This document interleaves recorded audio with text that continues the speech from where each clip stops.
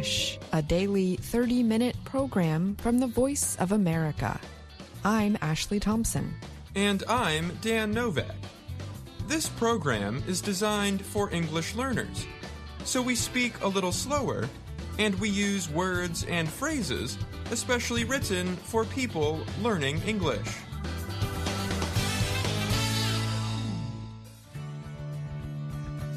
On today's program, you will hear stories from Brian Lynn and Dan Friedel.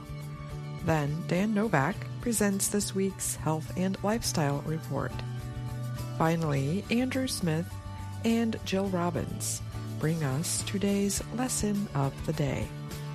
But first, here is Brian Lynn. Cameroon has begun the world's first major malaria vaccine program for children. The campaign launched Monday in the Central African nation. Health officials called the effort a major step in the fight against the disease across Africa. The continent accounts for about 95% of the world's malaria deaths. The World Health Organization, WHO, estimates the disease, which is spread through mosquitoes, kills more than 600,000 people a year. Most of the deaths involve young children. The vaccine, called RTS-S, was developed by British drug company GlaxoSmithKline, or GSK. It is meant to work with other preventive measures, such as the use of bed nets, to fight the disease. Cameroon is the first country to offer vaccine injections through a routine program after successful tests or trials were carried out in Ghana and Kenya. Cameroon hopes to vaccinate about 250,000 children this year and next.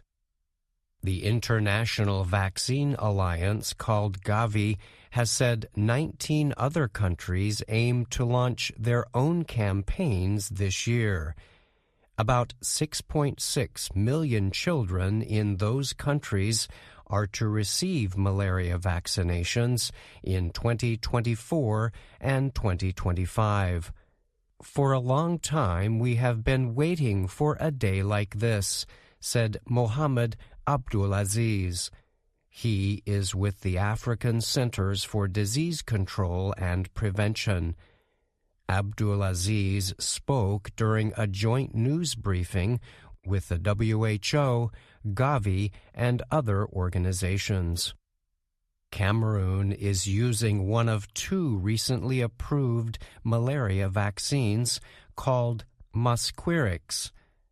When the WHO approved the vaccine 2 years ago, officials admitted it was not perfect, but they noted its use could sharply reduce severe infections and hospitalizations.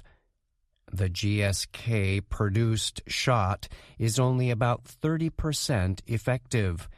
It requires 4 shots or doses. Tests have shown the vaccine's protection begins to weaken after several months.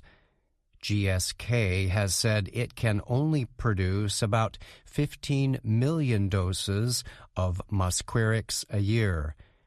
Some experts believe a second malaria vaccine, developed by Oxford University and approved by the WHO in October, may be a better solution.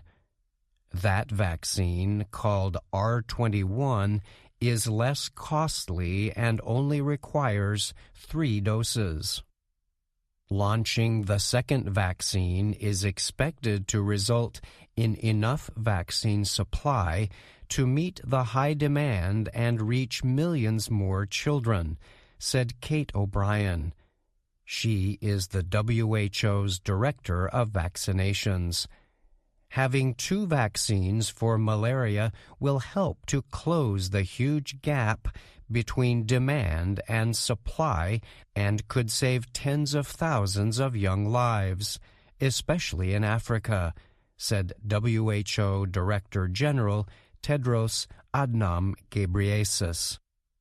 India's Serum Institute, which helped develop the R21 vaccine, has said it could produce up to 200 million doses of it a year. Gavi has said that vaccine could be launched in May or June. Some experts have raised questions about the long-term effectiveness of the vaccines. They have questioned whether attention and financing should be drawn away from the wider fight against the disease using established prevention methods. But health experts at the news conference said the new vaccine launch included community efforts aimed at supporting the campaign. Officials advised individuals on vaccine safety and have urged them to continue to use existing protective methods alongside the vaccines. I'm Brian Lynn.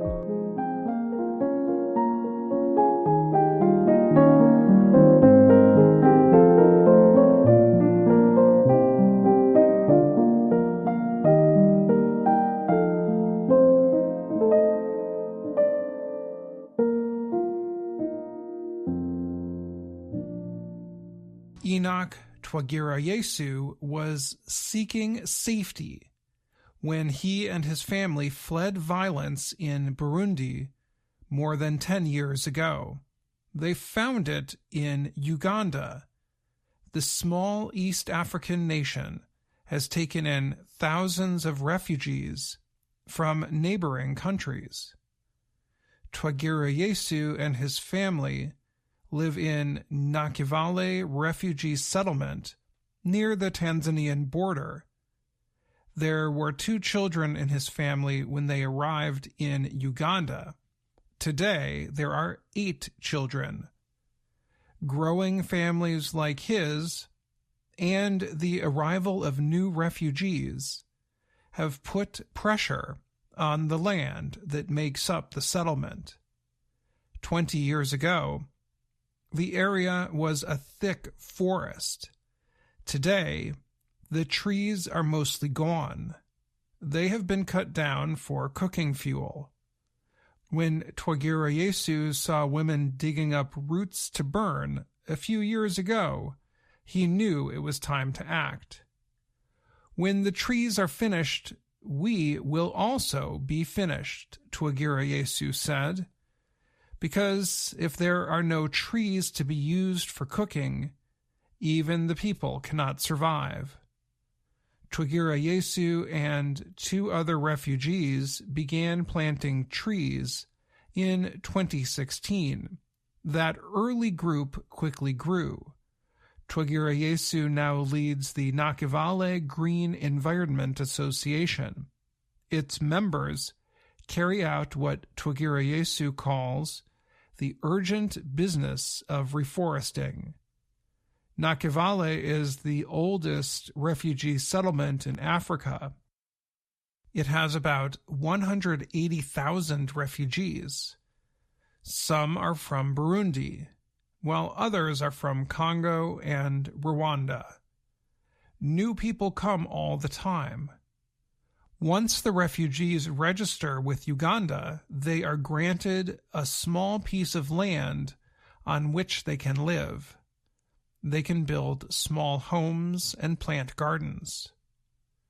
Nsamizi Training Institute for Social Development is a local organization. It is supporting the tree planting activities of Twagirayesu and others. The Institute's yearly goal is to plant 300,000 trees. On a recent afternoon, a group of refugees planted baby pine trees on a hill above a school. One of the school's teachers said she hopes the tree planting project reduces the amount of water that runs off from rains. If it rains too much, the water floods the schoolyard, and students are forced to stay inside. Twagirayesu said the group has planted at least 460,000 trees in Nakivale. The trees are pine, acacia, and bamboo. The refugees who plant the trees say being able to walk under the tree cover provides them peace, but they also worry officials may one day want to send them home. They believe Ugandan officials may seek to protect the new trees and remove the people from the land. But for now, Twagirayesu says, when we are walking in the places where we planted trees, we feel much happiness. I'm Dan Friedel.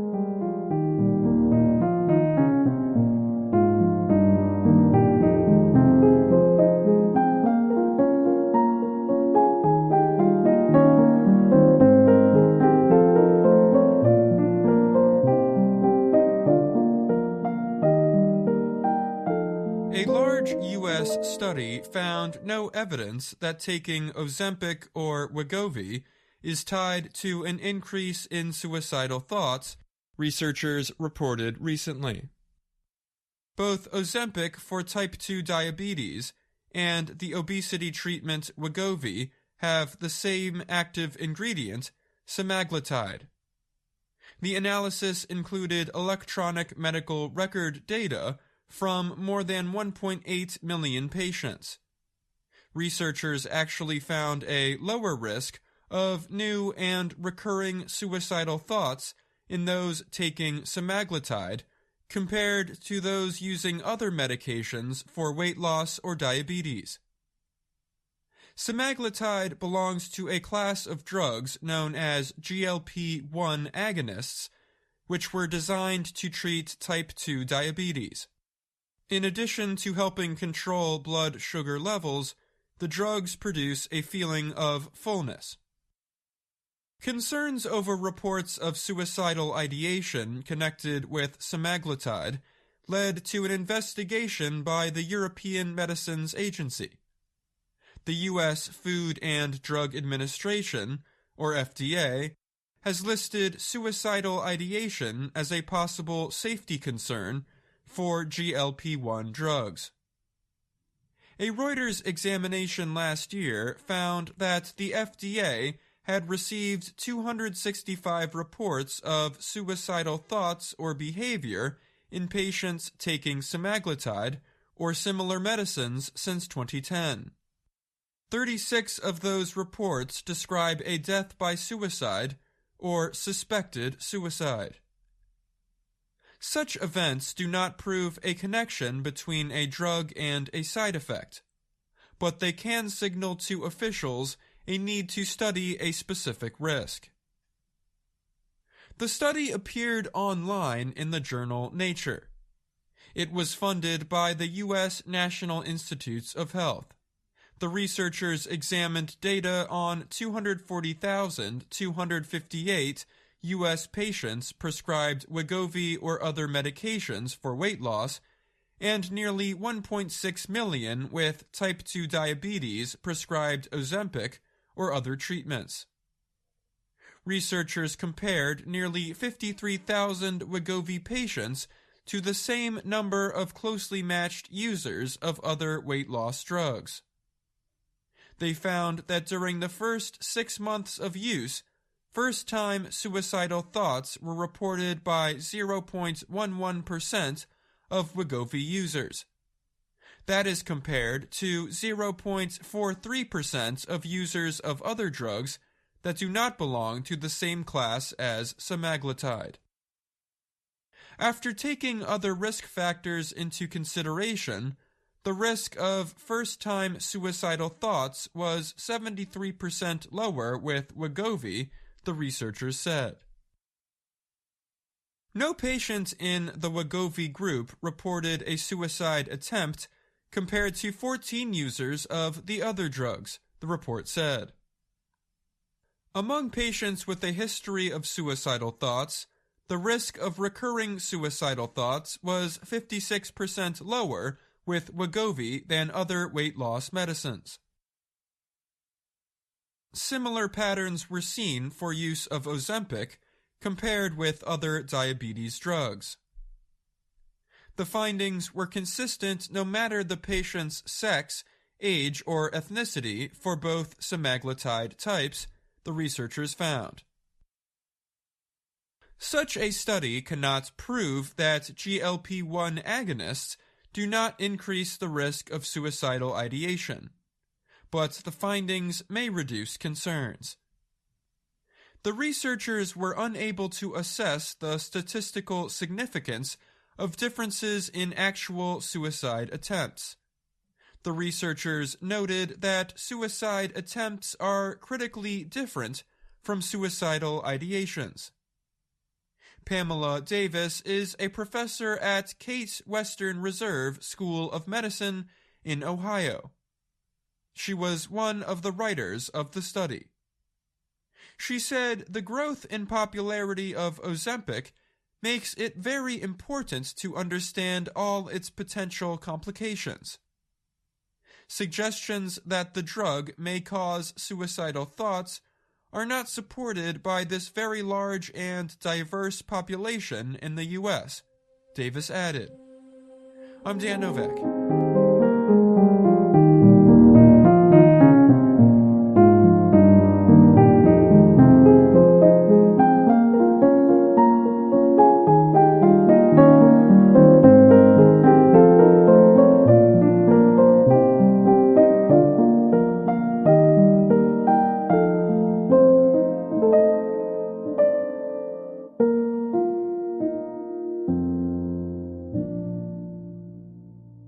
Dan Novak joins me now to talk more about the Health and Lifestyle Report. Welcome, Dan. Hi, Ashley.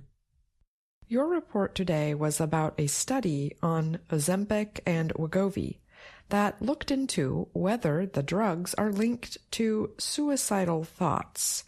First of all, what are those drugs? They have gotten a lot of attention lately. Yes, Ozempic and Wegovy are weight loss medications that have shown to be very effective, and they're quickly growing in popularity. And they have the same active ingredient, correct? Yes, they both contain semaglutide. Ozempic was actually originally made to treat diabetes, but semaglutide was found to cause fullness. In other words, it causes people to stop being hungry. And the drugs can cause really rapid weight loss. They have the potential to help a lot of people with obesity. So what can you tell us about this study? Why was it done? There were concerns that taking Wegovy and Ozempic brought about suicidal thoughts, but those concerns are not supported by this study. It's important to note that the study does not prove that the drugs don't cause suicidal thoughts, but the study does show that there is not a strong correlation or connection between taking the drugs and suicidal thoughts. So even though there's no proof, it may help reduce those concerns. The study is especially important because of the growing popularity of the drugs. As one of the writers of the study said, it's important to know all the drugs' possible complications. Well, thanks for answering my questions today, Dan, and thanks for that report. You're welcome, Ashley. VOA Learning English has launched a new program for children. It is called Let's Learn English with Anna. The new course aims to teach children American English through asking and answering questions and experiencing fun situations. For more information, visit our website, learningenglish.voanews.com.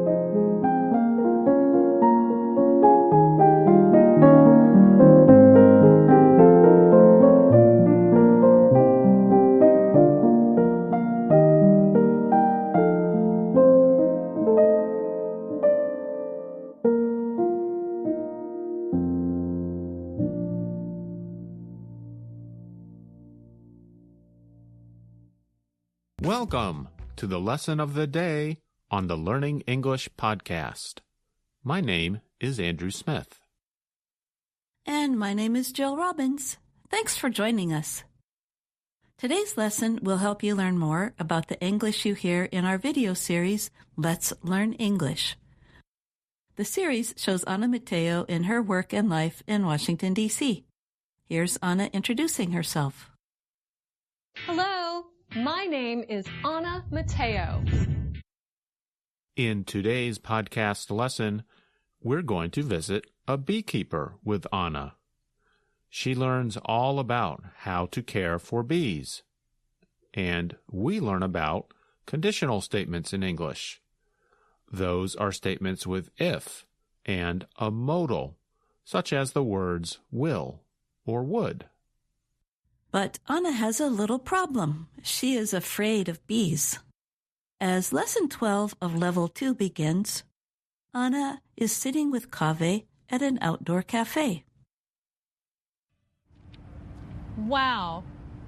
Did you know that bees are dying? That is bad news. If all the bees died, there'd be no food. Bees are very important. Yes, they are. Speaking of bees, one of our little friends is here now. You know, Anna, if you ignore it, it will fly away. But if you swat it, it might sting you. I'll ignore it. I can ignore it. See? I'm ignoring it. Anna, are you afraid of bees? What makes you say that? Anna, you should call my friend Caroline. She's a beekeeper and a bee educator. If you talk to her, she'll probably help you get over your fear of bees. I'm not afraid of bees. Here's her card. Kaveh gives us our first examples of conditional statements here. You know, Anna, if you ignore it, it will fly away. But if you swat it, it might sting you. Notice that he uses the modal will. And this is what we call a type 1 or real conditional. That is when you talk about a real event and a result that will probably happen. The form is the word if plus a present tense verb followed by will plus an infinitive. So the real event is Anna ignoring the bee, and the result is the bee flying away. That's easy to understand. Andrew, I hope we don't worry our listeners with all the types of conditional statements in this podcast. No, don't worry. We're not going to do that. We're only going to talk about two kinds today, type 1 and type 2. That's good. If we go back to the beginning of the conversation, we also hear Kaveh saying, If all the bees died, there'd be no food. That's a type 2 conditional, isn't it, Andrew? Yes. Type 2 conditionals can have a possible event and a result that may or may not happen, or they can talk about something that is not real or imaginary. For example, I could say, if I were President of the United States, I would live in the White House. So here is the pattern. The word if plus a past tense verb plus a modal, such as would or could, plus the infinitive form of the verb. So the bees have not died, thank goodness, but that part of the statement uses a past tense verb. Let's see if we can find some more examples and see how Anna does at the beekeeper's house. I think I'm at the wrong address. This does not look like a place where bees are kept. Oh, sorry to bother you. I'm looking for beekeeper Caroline.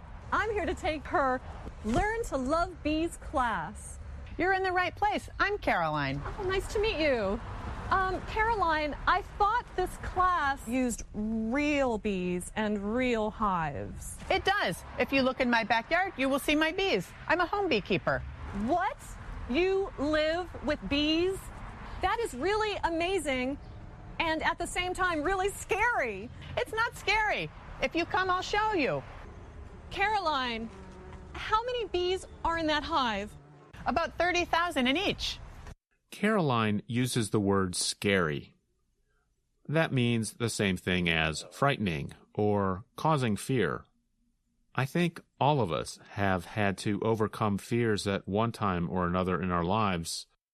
I was also once afraid of bees, and then I learned that if I ignored them, if I did not bother them, they would not bother me. And I overcame that fear. How about you, Jill?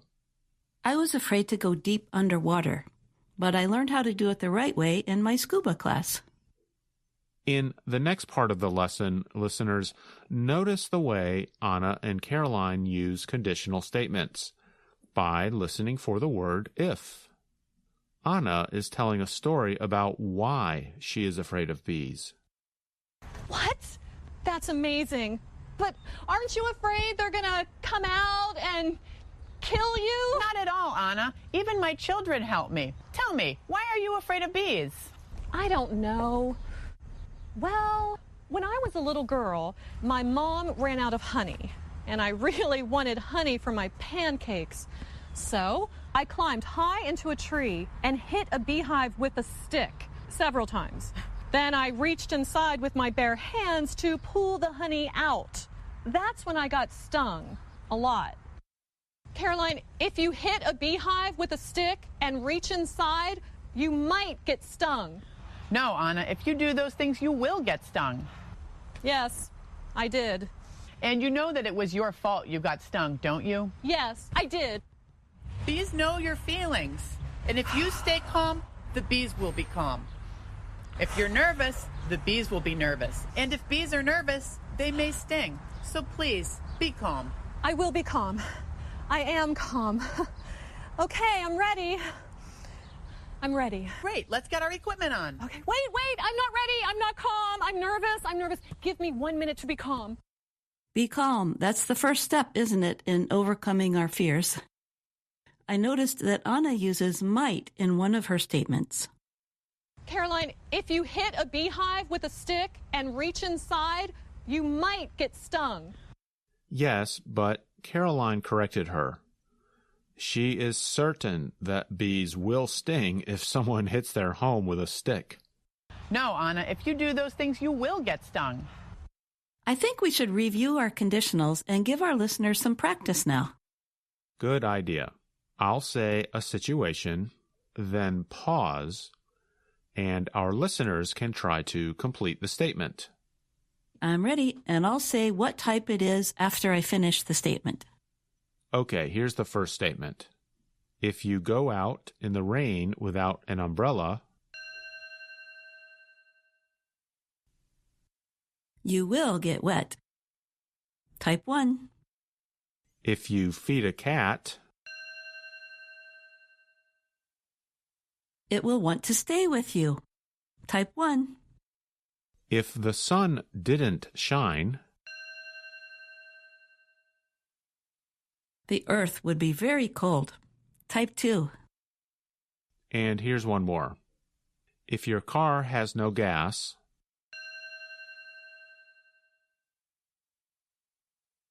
you won't be able to drive it. Type 1. Good job, listeners. Next time, we'll see what happens when Anna meets the bees at Caroline's house. I think I can guess. If Anna stays calm, the bees will be calm too. Now, listeners, have you overcome a feeling of fear that you had when you were younger? Write to us and tell us about it at learningenglish@voanews.com. And remember, you can also find us on Facebook, YouTube, and Instagram. I'm Jill Robbins. And I'm Andrew Smith.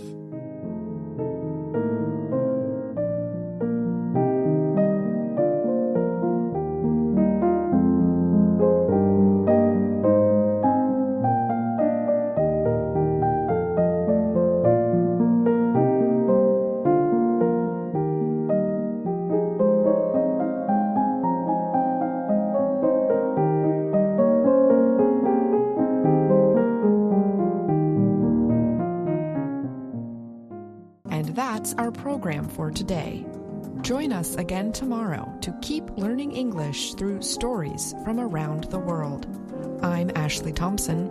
And I'm Dan Novak.